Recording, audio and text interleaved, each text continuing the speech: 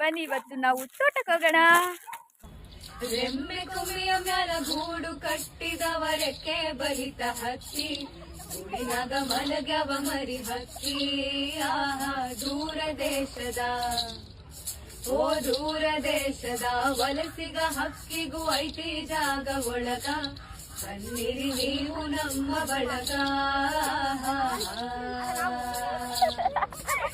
ಹಳೆಯ ಬಾವಿಯ ತಳದ ನೀರಿನಾಗ ಹಸಿರು ಚಿಗುರುತ್ತಾವ, ಬೇರಿನ ಮೊಳಕೆ ಒಡೆಯುತ್ತಾವ.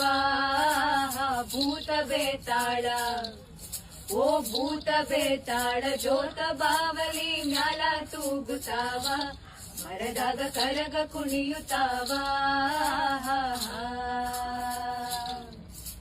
ಮರದ ಎಲೆ ನೆರಳು ಮನೆಯ ಗ್ವಾಡಿ ಮ್ಯಾಲ ಆಡತಾವ ಆಟ, ಮಾಡ್ಯಾವ ತೊಗಲ ಗೊಂಬಿ ಆಟ.